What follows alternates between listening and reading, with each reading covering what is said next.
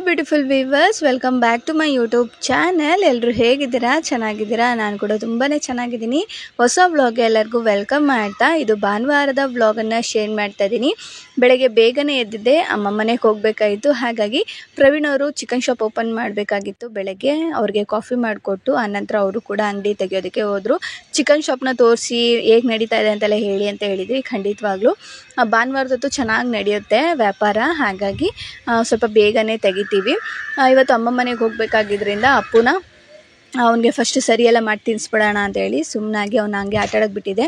ನಾನು ಲಗೇಜಿನ ಪ್ಯಾಕ್ ಮಾಡ್ತಾಯಿದ್ದೆ, ಅವನ್ನೆಲ್ಲ ತೊಗೊಂಬಂದು ಎಸಿತಾ ಇದ್ದೆ. ಅವನ ಕೈಯೆಲ್ಲ ತಿರ್ಗಾ ಎತ್ತಿಕ್ಕಿಸ್ತಾ ಇದ್ದೆ, ಬ್ಯಾಗೊಳಗೆ ಎತ್ತಿಕ್ಕು ನೀಟಾಗಿ ಅಂತ ಎಲ್ಲ ಹೇಳ್ಬಿಟ್ಟು. ಇಲ್ಲಾಂದರೆ ಅದನ್ನೇ ಅಂಡಾಡ್ಕೊಂಡು ಇರ್ತಾನೆ, ನಾನು ಅದನ್ನೆಲ್ಲ ಕ್ಲೀನ್ ಮಾಡ್ಕೊಂಬರ್ಬೇಕು. ಅದಕ್ಕೆ ಅವನ ಕೈಯಲ್ಲೇ ಎಲ್ಲ ಮಾಡಿಸ್ತಾ ಇದ್ದೆ. ಇವಾಗ ಹೋಗ್ಬೇಕಾ ಬೇಡವಾ, ನೀನು ಬರ್ತೀಯೋ ಇಲ್ವಾ, ಅದನ್ನೆಲ್ಲ ಕ್ಲೀನ್ ಮಾಡಿದ್ರೆ ಮಾತ್ರ ಕರ್ಕೊಂಡು ಹೋಗೋದು ಅಂತ ಹೇಳಿ ಎಲ್ಲ ಎತ್ತಿಕ್ಸ್ತಾ ಇದ್ದೆ. ಸೊ ಅವನಿಗೂ ಊಟ ಮಾಡಿ ಅವನ್ನ ಫ್ರೆಶ್ ಅಪ್ ಮಾಡಿ ಆನಂತರ ಅಡುಗೆ ಏನು ಬೇಡ ಅಂತ ಹೇಳಿದ್ರು. ಹಾಗಾಗಿ ಅಡುಗೆ ಏನು ಮಾಡಲಿಲ್ಲ. ಕಿಚನೆಲ್ಲ ಕ್ಲೀನ್ ಮಾಡಿ ಪಾತ್ರೆಗಳೆಲ್ಲ ತೊಳೆದಿಟ್ಟು ಆನಂತರ ಹೊರಟ್ವಿ. ಯಾಕಂದರೆ ಬಸ್ಗೆ ಹೋಗ್ತಾ ಇರೋದು. ನಮ್ಮೂರಲ್ಲಿ 11 ಗಂಟೆ ತನಕ ಬಸ್ ಬರುತ್ತೆ ಬೆಳಗ್ಗೆ, ಆನಂತರ ಬರೋದಿಲ್ಲ ಮಧ್ಯಾಹ್ನ, ಇನ್ನು ಸಂಜೆನೇ ಬರೋದು. ಹಾಗಾಗಿ ಬೇಗನೆ ಹೊರಟ್ವಿ. 10 ಗಂಟೆಗೆಲ್ಲ. ಪ್ರವೀಣ್ ಅವರು ಚಿಕನ್ ಶಾಪಲ್ಲಿ ನೋಡ್ಬೋದು, ಜನಗಳಂತೂ ತುಂಬ ಜನ ಇದ್ದರು. ಹಾಗಾಗಿ ಅಲ್ಲಿಗೆ ಹೋಗಿ ಅವ್ರನ್ನ ಮಾತಾಡಿಸ್ಕೊಂಡು ಪಾಪುನ ಅವರು ಬಾಯೆಲ್ಲ ಮಾಡಿ ಮಾತಾಡಿಸ್ಕೊಂಡು ಅಲ್ಲಿಂದ ನಾವು ಬಸ್ಗೆ ಹೋಗೋಣ ಅಂತ ಹೇಳ್ಬಿಟ್ಟು ಹೊರಟು ಅಲ್ಲಿ ನಿಂತ್ಕೊಂಡು ಕಾಯ್ದು ಸುಸ್ತಾಯಿತು. ನಾವು ಎಲ್ಲಿಗಾದ್ರೂ ಹೋಗೋ ಇಲ್ದಿರೋ ದಿವಸ ಅಂತೂ ಬಸ್ಗಳು ಓಡಾಡ್ತಾನೆ ಇರುತ್ತೆ ಬೆಳಗ್ಗೆ ಹೊತ್ತು. ನಾವು ಹೋಗೋ ದಿವಸನೇ ಬಸ್ ಇರಲ್ಲ. ಕಾದು ಸುಸ್ತಾಗಿ ಅಲ್ಲೇ ಒಂದು ಸ್ವಲ್ಪ ಹೊತ್ತು ಕೂತಿದ್ದು ಎಲ್ಲ ಮಾತಾಡಿಕೊಂಡು ಅಲ್ಲಿರೋರು ಎಷ್ಟೊಂದು ಜನ ಬಸ್ಗೆ ಹೋಗ್ಬೇಕಾಯ್ತು, ಅವರು ಕಾಯ್ತಾನೆ ಇದ್ದರು. ಏನಂದರೆ ಬೆಳಗ್ಗೆ ಬರೋ ಬಸ್ಗಳೆಲ್ಲ ಜಲ್ದಿ ಬಂದುಬಿಡ್ತವೆ, 8 ಗಂಟೆ 9 ಗಂಟೆ ಅಷ್ಟೊತ್ತಿಗೆಲ್ಲ ಬರುತ್ತೆ. ಆದರೆ ಈ 10-11 ಗಂಟೆ ಬಸ್ಗಳೇ ಸ್ವಲ್ಪ ಲೇಟಾಗಿ ಬರ್ತವೆ. ಹಾಗಾಗಿ ಸ್ವಲ್ಪ ಸ್ಕೂಲ್ ಹತ್ರನೇ ವೆಯ್ಟ್ ಮಾಡ್ತಾಯಿದ್ವಿ ಅಲ್ಲೇ. ಅಪ್ಪು ಅಂತ ಅವ್ನು ಹಿಡಿಯೋದು ತುಂಬಾ ಕಷ್ಟ ಬಸ್ಸಲ್ಲಿ ಅಂತ ಕರ್ಕೊಂಡು ಹೋದಾಗ. ಇವಾಗ ತುಂಬ ತರಲೆ ಆಗಿರೋದಕ್ಕೂ ಅದಕ್ಕೂ ಅವನ್ನ ಹಿಡಿಯೋದೇ ಕಷ್ಟ. ಅಲ್ಲಿರೋರ್ನೆಲ್ಲ ಮಾತಾಡಿಸ್ಕೊಂಡು ಬರ್ತಾನೆ. ಒಂದು ರೌಂಡು ಬಸ್ ಬರ್ದಿದ್ರು ಕಾರಣ ಅಲ್ಲಿ ಮಕ್ಕಳು ಸಿಕ್ಕರೆ ಮಕ್ಕಳು, ಯಾರಾದರೂ ಅಜ್ಜಿ ತಾತ ಯಾರೋ ಓಡಾಡ್ತಾ ಇರೋ ಅವ್ರನ್ನ ಮಾತಾಡ್ಸೋದು, ಹೀಗೆ ಅದನ್ನೇ ಮಾಡಿಕೊಂಡು ಹೇಗೋ ಟೈಮ್ ಪಾಸ್ ಮಾಡಿಕೊಂಡು ಅಲ್ಲಿಂದ ಬಸ್ ಬಂತು. ಬಸ್ಸಲ್ಲಿ ನಾನೇನು ವೀಡಿಯೋ ಮಾಡಲಿಲ್ಲ.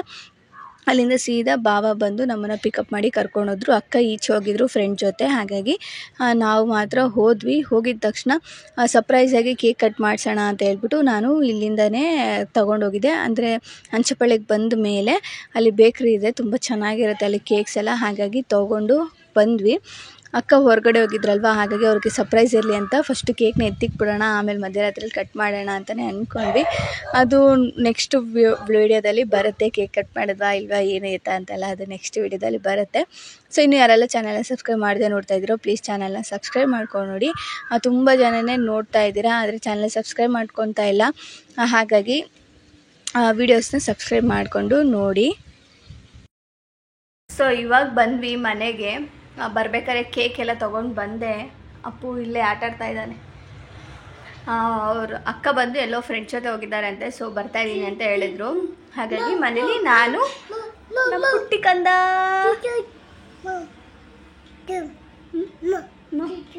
ಚೀಟ್ ಕೇಕ್ ತೊಗೊಂಬಂದ್ವಲ್ಲ, ಅದಕ್ಕೆ ಚೀಟ್ ಕೊಡು ಅದು ನಿಂಗಲ್ಲ, ಮಮ್ಮಿಗೆ. ರಾತ್ರಿ ಕಟ್ ಮಾಡೋಣ.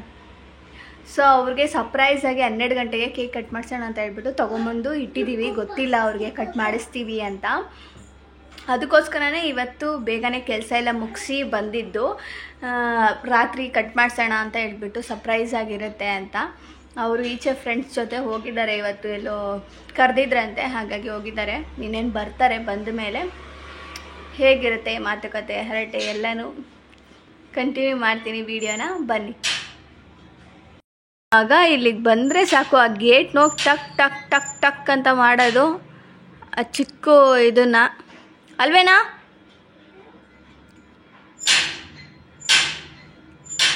ಆ ಗೇಟ್ ಅಂತೂ ಬಿಡಲ್ಲ. ಅಮ್ಮ ಮನೆ ಹೋಮ್ ಟೂರ್ ಮಾಡಿ ಅಂತ ಕೇಳ್ತಾ ಇರಲ್ಲ, ಸೊ ಇವತ್ತು ಮಾಡ್ತೀನಿ ಅದನ್ನು. ಒಂದು 5 ನಿಮಿಷ ಅಕ್ಕ ಬಂದಮೇಲೆ ಹೋಮ್ ಟೂರ್ನ ಸ್ಟಾರ್ಟ್ ಮಾಡ್ತೀನಿ. ಅಂದರೆ ತುಂಬ ಚಿಕ್ಕ ಮನೆಯೇ ನಮ್ಮದು, ಅಮ್ಮನ ಮನೆ. ತುಂಬ ಏನೋ ದೊಡ್ಡದು ಅಂತ ಏನಿಲ್ಲ, ಹಾಗಾಗಿ ಇಷ್ಟು ದಿನ ಮಾಡಿರಲಿಲ್ಲ ಅಷ್ಟೇ. ಸೊ ಇವತ್ತು ಮಾಡ್ತೀನಿ.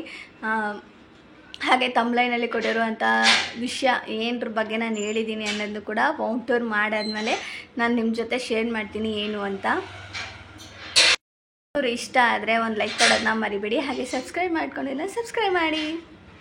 ಅಕ್ಕನೂ ಅಲ್ಲಿಂದ ಫ್ರೆಂಡ್ಸ್ ಜೊತೆಲ್ಲ ಹೋಗಿದ್ರಲ್ವ, ಅಲ್ಲಿಂದ ವಾಪಸ್ ಬಂದರು. ಸ್ವಲ್ಪ ವಾಟರ್ ಮಿಲನ್ ತಂದಿದ್ರು ಭಾವ.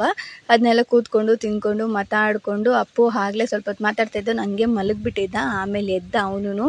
ಆಮೇಲೆ ಸ್ವಲ್ಪ ಚುರುಮುರಿ ಎಲ್ಲ ಮಾಡಿದರು, ಅದನ್ನೆಲ್ಲ ತಿಂದ್ಕೊಂಡು ಹಾಗೆ ಹೋಮ್ ಟೂರ್, ಅಮ್ಮ ಮನೆ ಹೋಮ್ ಟೂರ್ ಮಾಡಿ ಯಾಕೆ ಮಾಡ್ತಾಯಿಲ್ಲ ಅಂತ ಹೇಳಿದರೆ, ಹಾಗಾಗಿ ಇವತ್ತು ಆ ವಿಡಿಯೋ ಕೂಡ ನಾನು ನಿಮ್ಮ ಜೊತೆ ಶೇರ್ ಮಾಡ್ತಾಯಿದ್ದೀನಿ.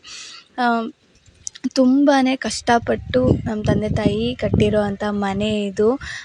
ಅಮ್ಮ ಅಂತೂ ಹೇಳೋಕ್ಕೆ ಆಗಲ್ಲ, ಅವರು ಒಡವೆ ಪಡವೆ ಎಲ್ಲ ತಗೊಂಡೋಗಿ, ಗೊತ್ತಿರುತ್ತಲ್ವ ಹೇಗಿರುತ್ತೆ ಅದು ಸಿಚುವೇಶನ್ ಅಂತ. ಮನೆ ಕಟ್ಟಬೇಕಾದ್ರೆ ಒಂದು ಮಿಡಲ್ ಕ್ಲಾಸ್ ಫ್ಯಾಮಿಲಿಗೆ ಒಂದು ಮನೆ ಕಟ್ಟೋದು ಅಂದ್ರೇ ಒಂಥರ ತುಂಬಾ ಕಷ್ಟ ಇರುತ್ತೆ. ಅದ್ರ ಮಧ್ಯೆ ಇಬ್ಬರು ಹೆಣ್ಮಕ್ಳು ಮೆಚುರಿಟಿಗೆ ಬರ್ತಾ ಇದ್ದಾರೆ ಅಂದ ತಕ್ಷಣ ಜವಾಬ್ದಾರಿ ಜಾಸ್ತಿ ಆಗುತ್ತೆ.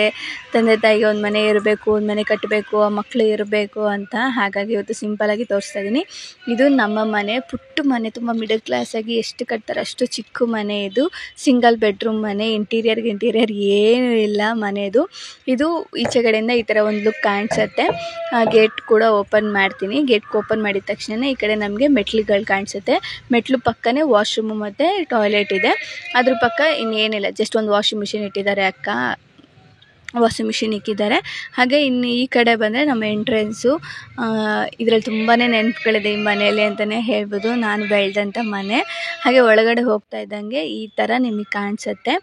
ಈ ಕಡೆ ಡ್ರೆಸ್ಸಿಂಗ್ ಟೇಬಲ್ ಇಕ್ಕಿದ್ದೀವಿ, ಆಮೇಲೆ ಬೀರು ಇದೆ, ತುಂಬ ಕಮ್ಮಿ ಐಟಮ್ಸ್. ಒಂದು ಫ್ರಿಜ್ ಇದೆ, ಒಂದು ಮಂಚನ ಹಾಲಲ್ಲಿ ಹಾಕ್ಕೊಂಡಿದ್ದೀವಿ. ರೂಮಲ್ಲಿ ಕೆಲವೊಂದಿಷ್ಟು ಐಟಮ್ಸ್ಗಳನ್ನ ಇಟ್ಟಿರೋದ್ರಿಂದ ಅಲ್ಲಿಗೆ ಹಾಕ್ಕೊಂಡಿದ್ದೀವಿ. ಹಾಗೆ ಈ ಕಡೆ ಬಂದರೆ ನಮ್ಮ ತಂದೆಯವರ ತಂದೆ, ಆಮೇಲೆ ನಮ್ಮಮ್ಮವರ ತಂದೆ, 3 ಜನದ ಫೋಟೋನೂ ಇದೆ. ಆ್ಯಂಡ್ ಈ ಕಡೆ ಅಕ್ಕಂಗೆ ಮದುವೆಗೆ ಬಂದಿರೋಂಥ ಒಂದು ಕೃಷ್ಣನ ಫೋಟೋ ಇದೆ. ಹಾಗೆ ಅವರ ಡ್ರೆಸ್ಸಿಂಗ್ ಟೇಬಲ್, ಹಾಗೆ ಚೇರ್ನ ಹಾಕ್ಕೊಂಡಿದ್ದೀವಿ. ಇಷ್ಟೇ, ಇದು ಬಿಟ್ಟರೆ ಇನ್ನೇನಿಲ್ಲ ಹಾಲಲ್ಲಿ, ಇಷ್ಟೇ ಇರೋದು. ತುಂಬ ಪುಟ್ಟ ಮನೆ, ಏನೂ ಇಲ್ಲ ಅನ್ನೋ ಟೈಮ್ಗೆ ತುಂಬ ಕಷ್ಟಪಟ್ಟು ಕಟ್ಟಿದಂಥದ್ದು. ಆದರೆ ಇವತ್ತು ಅದೇ ಏನೂ ಇಲ್ಲ ಅನ್ನೋ ಥರ ಆಗಿಬಿಟ್ಟಿದೆ ನಮಗಂತೂ. ಇಟ್ಸ್ ಓಕೆ, ಏನೂ ಮಾಡೋಕ್ಕಾಗಲ್ಲ. ಸೊ ಈ ಥರ ಇದೆ ಒಂದು ಲುಕ್ಕು ನಮ್ಮ ಮನೆ. ಹಾಲ್ ಇದು, ಕಂಪ್ಲೀಟ್ ಹಾಲು. ಹಾಗೆ ಈ ಕಡೆ ಬಂದರೆ ಇಲ್ಲಿ ದೇವ್ರ ಮನೆ ಇದೆ ಚಿಕ್ಕದಾಗಿನೇ. ಅದು ಸಡನ್ನಾಗಿ ಪ್ಲ್ಯಾನೇ ಇರಲಿಲ್ಲ ದೇವ್ರ ಮನೆ ಕಟ್ಟಿಸ್ಬೇಕು ಅಂತ. ಅದು ಸಡನ್ನಾಗಿ ಯಾವಾಗ ದೇವ್ರ ಮನೆ ಬೇಡವಾ ಅಂದಾಗ ಅದೊಂದು ಮಾತ್ರ ಎತ್ತಿಸ್ಬಿಟ್ಟು ಸೈಡಲ್ಲಿ ಗೋಡೆನ ದೇವ್ರ ಮನೆ ಥರ ಮಾಡಿದ್ರು. ಆವಾಗ ಏನು ಪ್ಲ್ಯಾನಿಂಗೇ ಇಲ್ಲ ಮನೆ ಕಟ್ಟೋದು.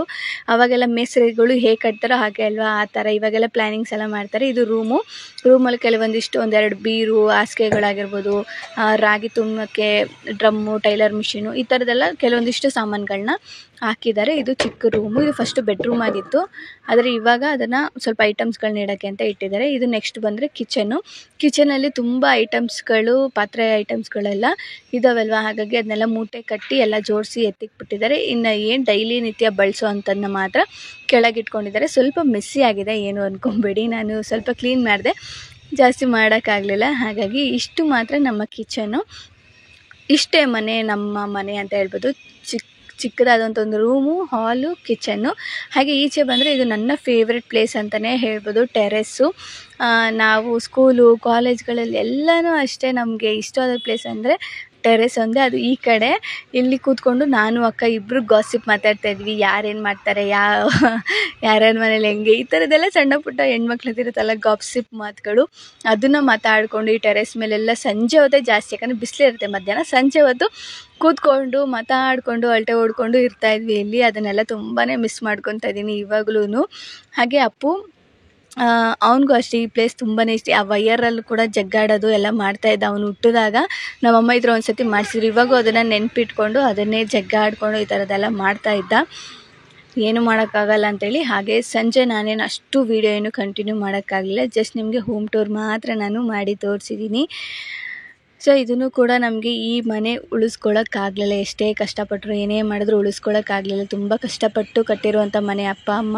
ಆದರೆ ನಾವು ಇದನ್ನು ಉಳಿಸ್ಕೊಳ್ಳೋಕ್ಕಾಗಲಿಲ್ಲ ಅನ್ನೋ ಒಂದೇ ಬೇಜಾರು ನಮಗೆ ಇವಾಗಲೂ ಕಾಡ್ತಾ ಇರೋದು. ಆದರೆ ಏನು ಮಾಡೋಕ್ಕಾಗಲ್ಲ. ಆ್ಯಂಡ್ ಅದೇನು ಎತ್ತ ಅಂತ ಖಂಡಿತವಾಗ್ಲೂ ಹೇಳ್ತೀನಿ. ಆ್ಯಂಡ್ ಈ ಮನೆ ಖಾಲಿ ಮಾಡಿದಾಗ ಕೂಡ ಹೇಳ್ತೀನಿ ಯಾಕೆ, ಏನು ಎತ್ತ ಅಂತ.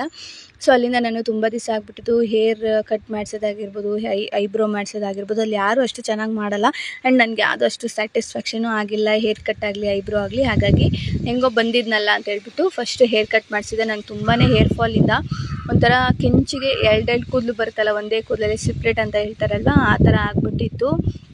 ಹಾಗಾಗಿ ಫಸ್ಟ್ ಹೇರ್ ಕಟ್ ಮಾಡಿಸ್ಕೊಂಬಂದ್ಬಿಡೋಣ ಅಂತೇಳಿ ಹೋಗಿ ಹೇರ್ ಕಟ್ ಮಾಡಿಸ್ಕೊಂಬಂದೆ. ಅಪ್ಪು ಅಂತೂ ನನ್ನನ್ನೇ ಕಾಯ್ತಾ ಇದ್ದ, ಎಲ್ಗೋ ಹೋಗ್ಬಿಟ್ರು ನಮ್ಮಮ್ಮ ಬಂದೇ ಇಲ್ಲ ಅಂತ. ಆಮೇಲೆ ನಾನು ಬಂದಿದ್ದ ತಕ್ಷಣ ನೋಡಿ ಕೈ ನೋಡ್ತಾ ಇದ್ದಾನೆ, ಏನೋ ತೊಗೊಂಬಂದ್ಲು ನಮ್ಮಮ್ಮ ಈಚೆ ಹೋಗಿ ಅಂತಂದರೆ ನಾನೇನು ತೊಗೊಂಬಂದಿರಲಿಲ್ಲ. ಹಾಗಾಗಿ ಅದನ್ನೇ ನೋಡ್ತಾ ಇದ್ದ. ಅದಾದಮೇಲೆ ನಾನು ಕೂಡ ಫ್ರೆಶ್ ಅಪ್ ಹಾಕಿ ಅಕ್ಕನ ಜೊತೆ ಭಾವನ ಜೊತೆ ಒಂದಿಷ್ಟು ಸಮಯನ ಕಳಿಬೇಕು ಅಂತೇಳಿ ಆಮೇಲೆ ನಾನೇನು ವೀಡಿಯೋಸ್ನ ಮಾಡಲಿಲ್ಲ. ಅಕ್ಕ ಅಡುಗೆ ಮಾಡ್ತಾಯಿದ್ರು ಹಾಗಾಗಿ. ಸೊ ಇದಾಗಿತ್ತು ಒಂದು ಸಣ್ಣ ವೀಡಿಯೋ. ನಿಮ್ಗೆ ಏನು ಅನ್ನಿಸ್ತು ನಮ್ಮ ಮನೆ ನೋಡಿ ಅಂತ ಕಾಮೆಂಟ್ ಸೆಕ್ಷನ್ ಕಮೆಂಟ್ ಮಾಡಿ. ಸಿಗೋಣ ಮುಂದಿನ ವೀಡಿಯೋದಲ್ಲಿ.